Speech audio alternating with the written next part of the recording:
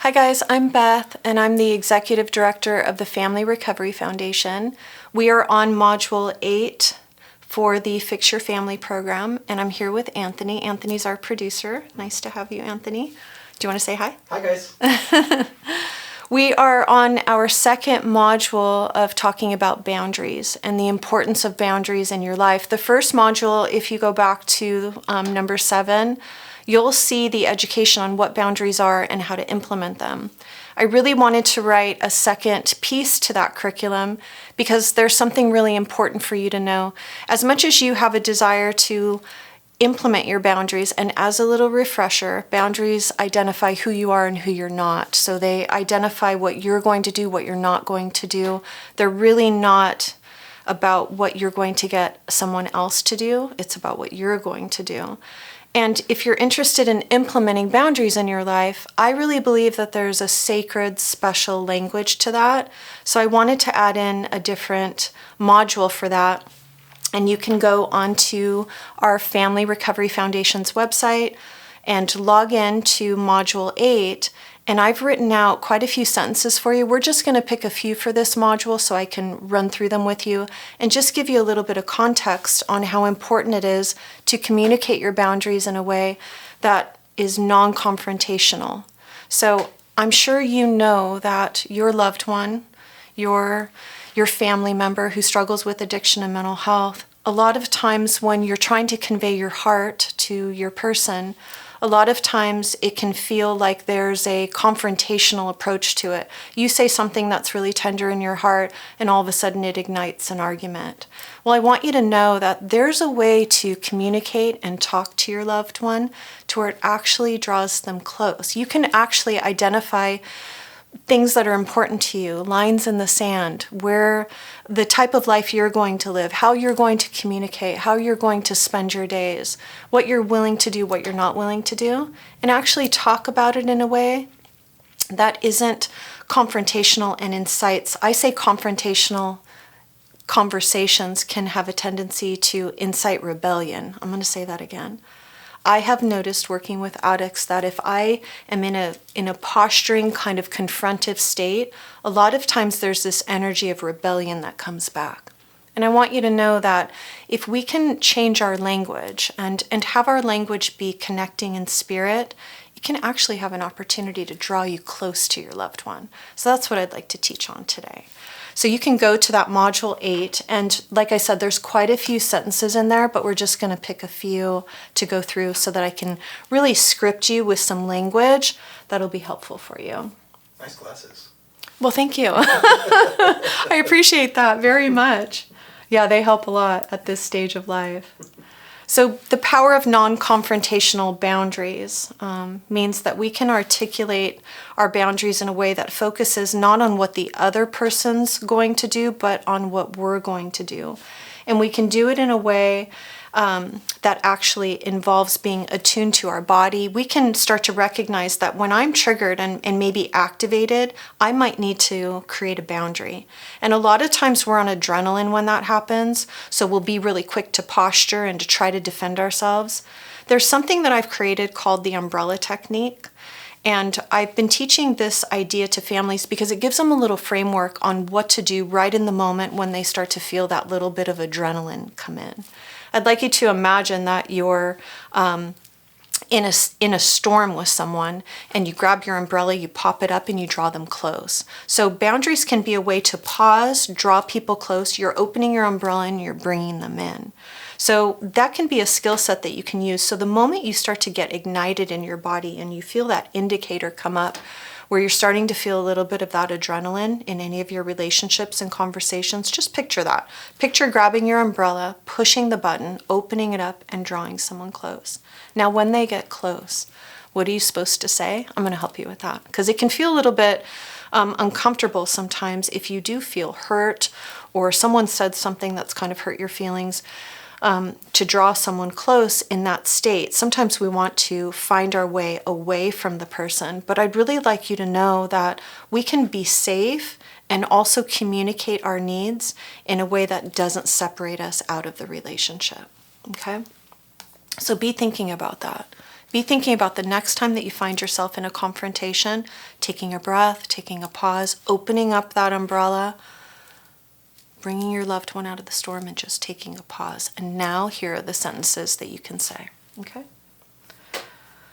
So these are all scripts for you. You can go through the curriculum and really review these specific sentences. Each one of them has been written with a lot of thought that's gone into them. Every word is designed to disarm and to draw your person close. So, and at the same time, have your boundary, have your limit, have your ending point. So imagine that.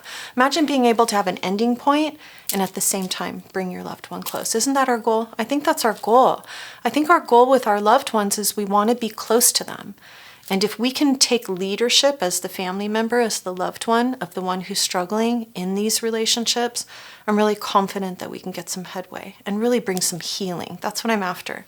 I'm after helping you find healing in your family, especially when conversations get tough.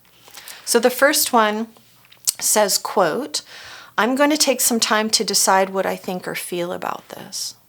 A lot of times we feel very pressured in our conversations. We feel like we have to know all the information right now. And I'd like to just give you permission that maybe right in the moment you don't know the answer to something.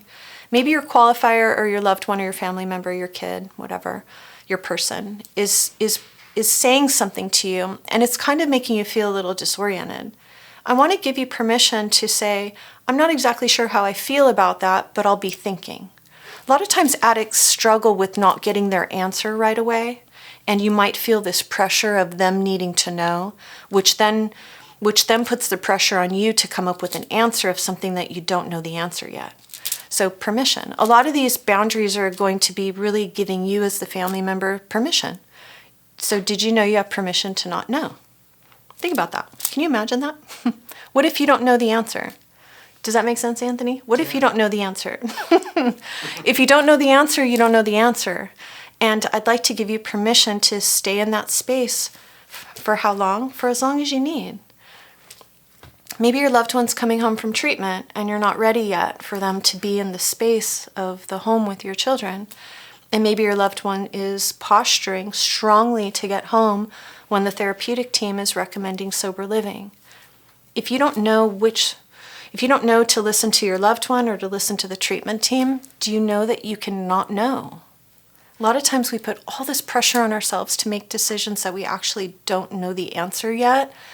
And I'd like you to know that this sentence of saying, I'm going to take a minute to decide how I feel about this, did you know that that's a boundary? You can say it that way. What I don't recommend you say is, you never give me time, you're pressuring me, you're making me stressed out, you're pushing something, don't you remember what you did? Remember all of that, all those sentences we used to say? I'd like us to shift from talking about the other person, all things you, Y-O-U. Anytime you use the word you, maybe you can consider switching it to I. So we switch talking about the other person into solely. And when I say solely, I mean at all times, all the time. We are only self-identifying. You're going to see when you go through this curriculum that all of the sentences are self-identifying. So I'm going to pause us. I need time to think about this. I don't really know how I feel about it yet. Your loved one may say to you, well, when are you going to know? That might be a common response. Well, when are you going to know? You might continue to feel that kind of posture.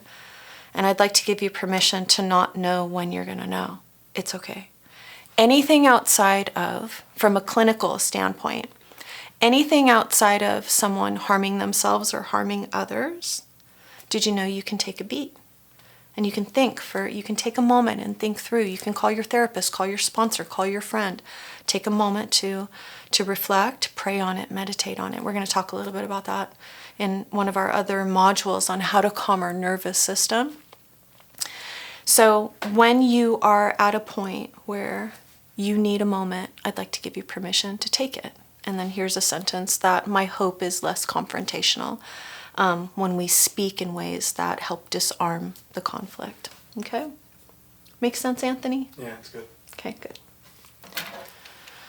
Okay, there's another one. I can't hear about me, but I can hear about you. I care about you and your feelings. Please tell me all your feelings so that I can help us resolve this.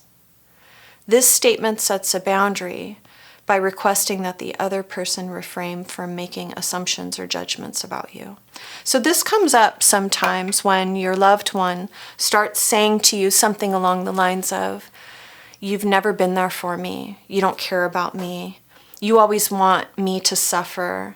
That kind of language that comes in that can be really painful.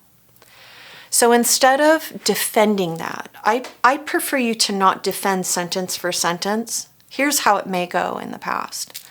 "You've never been there for me. I've always been there for you. You don't care about me. I do care about you. Let's try something different." What if instead of posturing back, we shifted it and we set a boundary? What if we said, "I'm asking you to please stop talking about me and I want to hear about you. I care about your feelings. I care about this relationship, but it's a boundary for me. My ask is that we not talk about me and we talk about you because your feelings are important to me." What that does is it takes the energy off of the posturing back and forth, and it mirrors back to your loved one the true intent. I would wonder if the true intent underneath what your loved one is saying has some real efficacy to it, has some real feelings to it. When somebody says, "You don't care about me," maybe they're really saying, "I've been feeling so alone for so long." Do you hear that? Take a minute and hear that. When someone says to you, "You don't care about me," that can be really, really overwhelming for a family member that's been there, standing by their loved one's side year after year after year. But maybe if we paused that and said, "What I'm hearing you say is you've been feeling alone for a really long time." You never know, you guys. You might have access to your loved one's heart by not posturing back and forth. So that's another sentence that you can use by saying, "I have a boundary. I'd prefer us not talk about me, but I do want to hear about you and your heart because you and your heart is important to me." You get that? We can try to really go after the connection. That's back to opening the umbrella, bringing them close, and speaking in a way that's actually in leadership in your relationship, which I know that that's why you're here. I know you're here in these modules and in this curriculum because you care about that. Okay. So I hear what you're saying, quote, "I hear what you're saying and I respect your viewpoint, but I need a little more time to clarify this for myself." Another way to say this is, "I care about our relationship more than this issue. Can we discuss the issue tomorrow?" This is when you just need a pause. This is saying, "I'm dipping out. I'm out. I can't continue to be in this conversation another moment." So instead of saying something about your qualifier, we can remember, instead of saying you, we can say me. "I'm going to need to take a moment. I'm going to need to take a break. I'm going to need to take a moment to hear your viewpoint because I'm hearing you loud and clear, but I haven't fully gotten my viewpoint understood for myself." Does that make sense? So you're able to just kind of take a moment to find your own clarity. This is, again, giving yourself permission to be able to just take a moment, and instead of talking about the other person, you stick with yourself. Okay? Sometimes in our conversations, things might be said that can be hurtful, and we don't exactly know how to set a boundary in those moments that can be self-identifying. Quote, "I can't hear that sentence again. I'm going to choose to end the conversation." Sometimes our conversations get to a point to where it can feel pretty hurtful. Maybe your qualifier has said something that maybe feels below the belt. Maybe there's something that's happening where you're feeling even traumatized or not safe emotionally in the conversation. You can set the boundary to step out of the conversation by saying, "Stop, I can't hear that sentence again." Do you hear the clarity of that? Instead of saying, "I can't believe you said that to me," I'd prefer you say, "I can't hear that sentence again." Do you hear the subtlety there? Whenever we're saying to someone, "You need to stop, you can't say that, you need to change the way you're talking to me," again, remember, especially working with addicts and those who struggle with mental health, it can be posturing to them. That's the complexity of working with people who struggle at times with mental health and addiction. These are subtle ways to help disarm conflict so that we can help resolve the issue and, again, drawing people close. And at the same time, if someone is saying something to you to where you feel you need an ending point, I'd like to give you permission to say, stop. I'm not going to be able to hear that sentence again, and I need to end the conversation now. Okay? That's a boundary. And do you hear my tone? Do you hear how the tone is still calm? If you feel that, I call them indicators. I've been teaching indicators in our bodies through quite a bit of the modules, but as a reminder, indicators are the adrenaline that hits. You might feel an indicator in your throat might get tight, you might feel it. I always get it like in my chest area, my chest gets tight.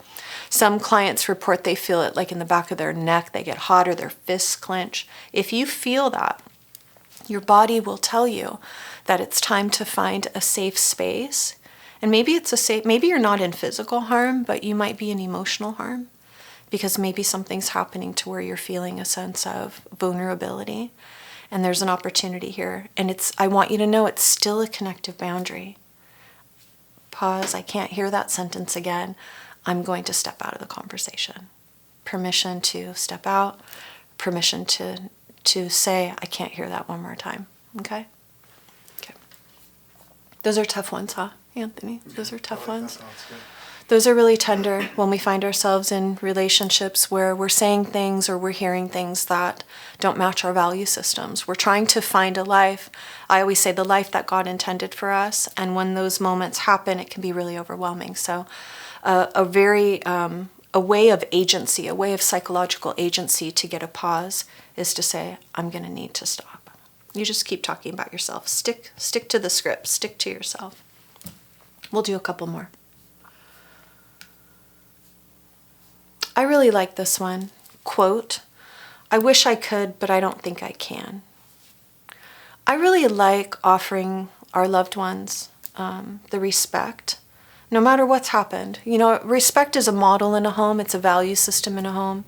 And sometimes it can be really hard to offer respect and honor when there's been so much tumultuous pain and so much trauma. But this is where our growth happens. You know, when we operate in a modality of respect in the home, it kind of raises the level of the standard. So that's what we're trying to implement. I wish I could, but I don't think I can. When I'm setting boundaries, it's crucial to employ communication skills that are compassionate and clear. I do have a desire for you in your boundaries to have compassion. You're changing the name of the game with your language. You're doing things different, and that could be overwhelming for your loved one. So when you're setting boundaries and you implement this sentence of compassion, which says, I really wish I was at a point in my recovery where I could allow you to come home, but I don't think I can. I really wish I was comfortable with you driving the kids to school at 30 days sober, but I'm still just not there. I really wish I was there, but I'm just not. Do you hear how I'm weaving together compassion and mercy with truth?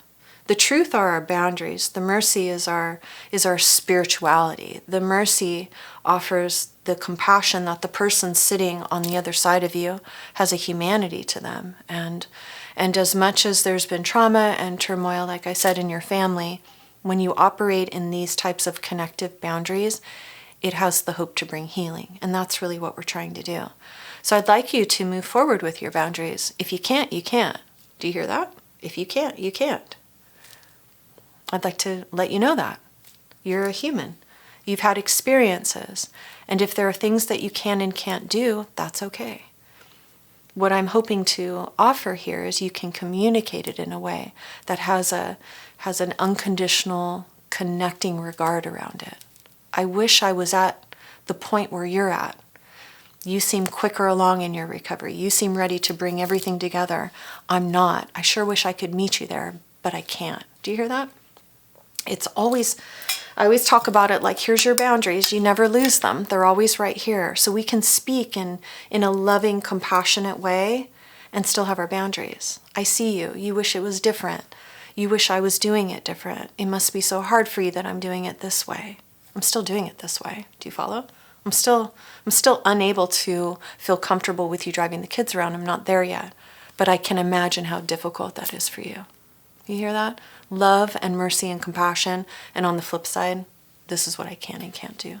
So just imagine you've got these with you all the time. Okay, so that's the sentence of I wish I could, but I just don't think I can. Okay, okay, we'll do one more.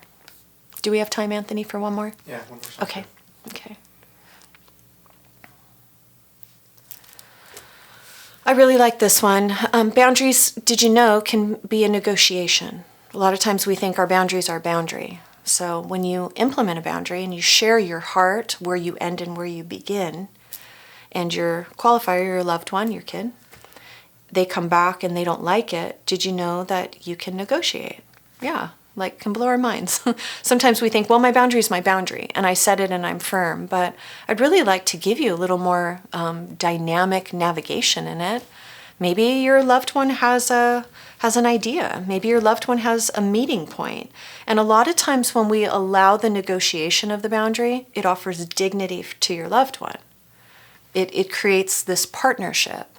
This is where I am. This is where you are. Is there somewhere we can come in the middle? This is really great with raising adolescents too. So here's the quote, I want to satisfy your desires too, but I'm struggling to do so. Do you hear that?